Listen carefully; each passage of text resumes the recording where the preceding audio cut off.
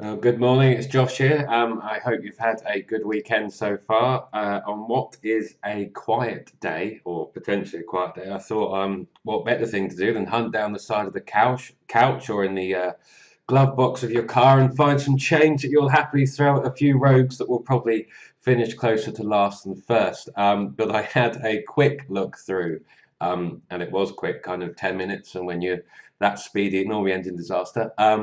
But for interest, a quick look through the Kempton and Southwell. Yes, Southwell, my word, on the all-weather, on the sand, just to see if there was anything that stood out. And there were kind of three horses that I thought I'd kind of throw fivers at, just because I'm a bit of a mug sometimes. And we shall see how they go. The first is the 240 at Kempton, which is a novice limited handicap chase.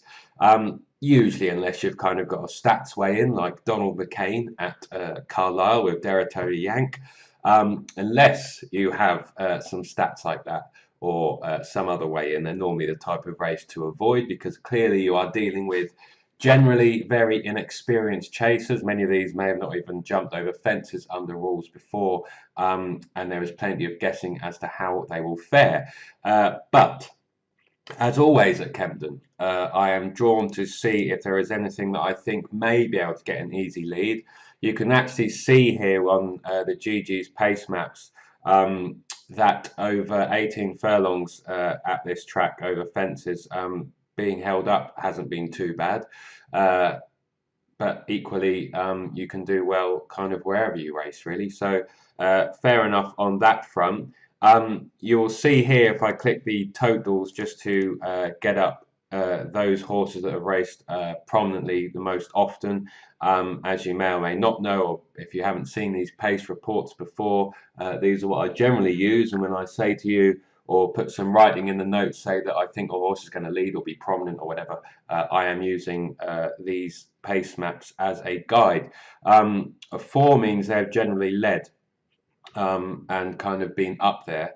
The horse, and when you first look at this pace map, you kind of think, well, nothing's going to get an easy lead or be sent forward and kind of, yeah, get an uncontested, unchallenged lead.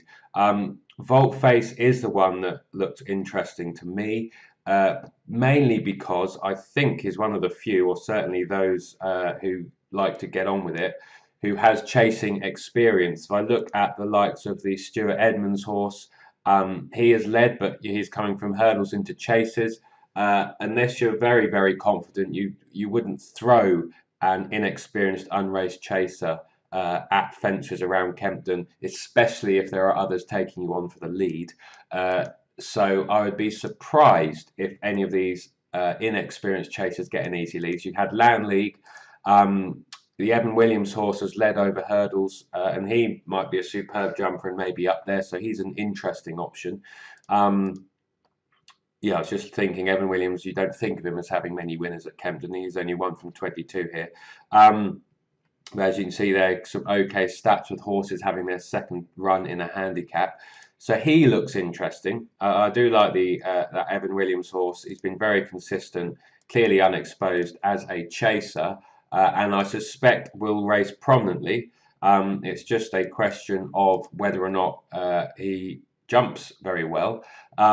If I look at some of these others, you've got Freestone Hill. He's had a few chases. He was held up last time. Whether or not they do that again, now he's got some experience. Hopefully they do for our purposes here. Some of these look like it might need the run. There's not too much prominent in the market. You've got these very lightly raced kind of hurdlers here for the likes of Nick Williams and Alan King. This one an ex-flat horse as well. So clearly they could be anything. And again, the reason why you wouldn't go mad in a race like this and really is for change that you can find lying about just to have a bit of fun and interest if you so please. But Voltface, that's the one I want to focus on. Charlie Longston. He's only had, well, he's had three chase starts, so he's unexposed, but in the context of this race, has some experience at least. Market Raisin ran okay when last seen in April. He's only had, well, this will only be his third handicap chase start.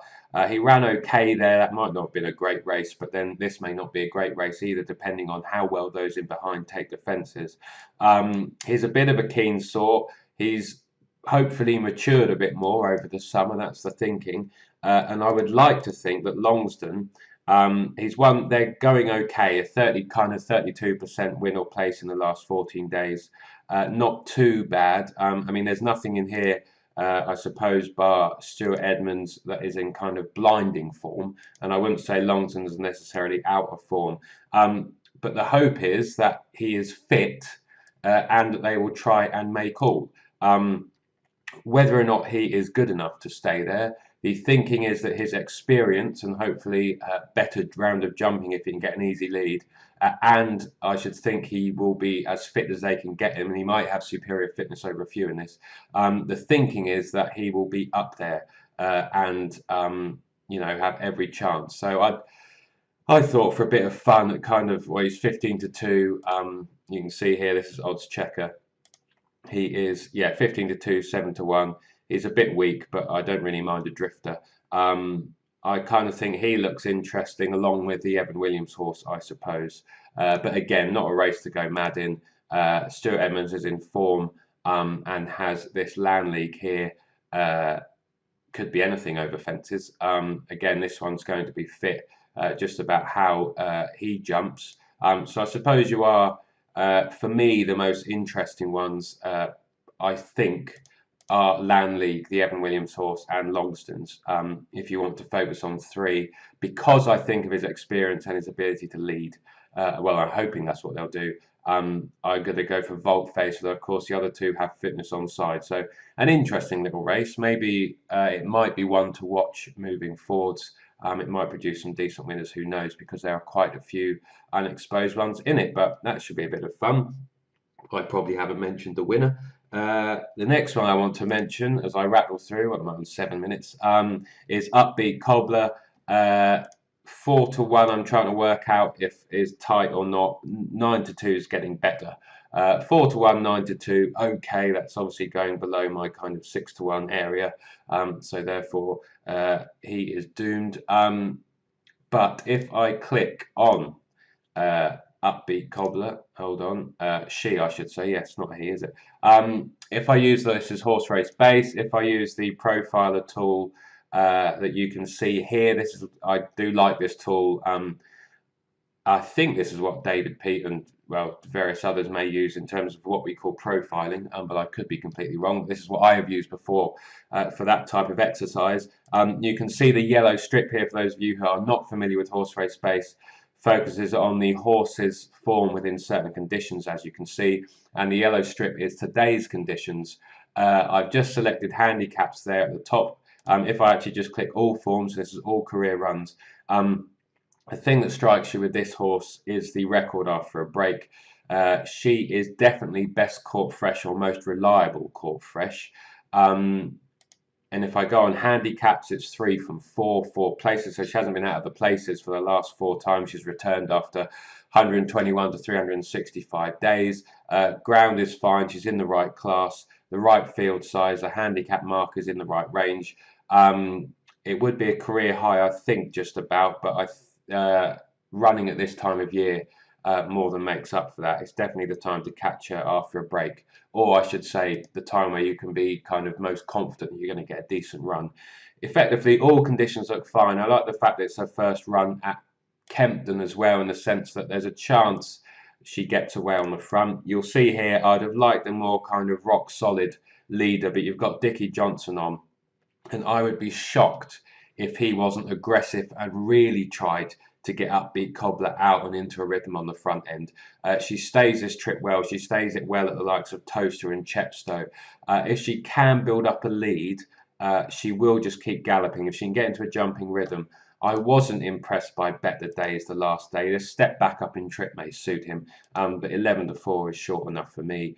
And there's not really too much else. You've got the Chris Gordon horse, who needs stamina to prove. That means you would think they would hold on to him a bit unless they're really confident. So he'll be held up and have to make a challenge at some point, because he does have stamina to prove. And if you're riding a horse that you want to get the trip, you would be normally foolish to be really aggressive with them. So he might just track the leaders. An Upbeat Cobbler, hopefully, Dickie Johnson's been booked. This is the time of year, and she will be blasted out the front and hopefully jump and gallop these into the ground. That's the theory. Whether or not she's fit enough or good enough, you'd hope she's fit enough, or good enough, we shall see. 9 to 2 is kind of decent enough. Maybe that will drift out generally.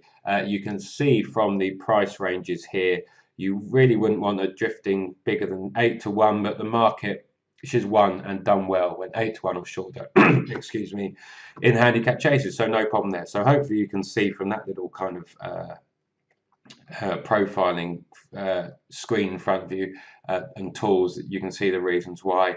Clearly Dickie Johnson is yet to win on her in handicap chases, but he has won on her before in over hurdles, so with any luck he can put that right.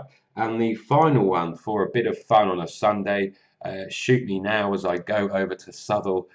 This will teach me. I would suggest, given the all-weathers cranking up and various different things, that all eyes should be on Scott Dixon in the next few weeks. You get the impression he's just about to fire. Of course, I haven't just focused on him because he had a 25 or 33 to 1 winner or 20 to 1 winner, whatever price you've got for us yesterday. And a winner earlier on in the week at Brighton as well. His hit, he had a really good spell a couple of months back, and then they went really quiet. This one is interesting because his mark is on 54. If I just use the Instant Expert tab, you'll see a kind of line of orange over class and course, which is important here. In a race which has a lot of red, it's generally quite poor. He's £4 below his last winning mark, and he's got Phil Dennis's 5 off. And I think there are no out-and-out front runners here, and I should think if you look at these two front-running runs here, this horse for Dixon, Koist Bahar, or however you say his name, no idea, but that one there. Yeah, I think he's going to get an easy lead. Well, I say that. I think they're going to try and make all. It'd be stupid not to. That is how he's run well before. It's interesting that he's kind of been held up on recent runs and never threatened. Subsequently, his mark has absolutely plummeted in no time at all. He's on 54 here. I'm not sure if Dixon has a friend in the BHA handicapping department, but you look at the likes of him. Nottingham, he was coming second in the Class 4 handicap of 73. Excuse me again. His last run on Southwell, he was off 64, so he's come down £10 since his ran on the surface, which is rather generous, and that's through 4 dodgy runs on the flat, which is probably no surprise because they wanted to get his handicap mark down to a level that can be competitive this winter. If I have a quick look at him also on where am I going? Yeah, on Horse Race Base, he's top kind of 3 in their ratings, which is no bad thing. If I click on here and look at his all-weather handicapping form, you will see that he's in the right class. The other thing that caught my eye was his record when in this handicap range on the all-weather. With an overall rating between 51 and 60, is 3 from 10 4 places. He's got another kind of claim on today. Market isn't really a guide, even if he drifted out a bit. He's in the right rest pattern, as you can see here. All of his wins have come when returning within the last 15 days. Yeah, the class is fine. Time of year is okay. He's 2 from 9 over course and distance. I think they might try and get a lead and stay out there.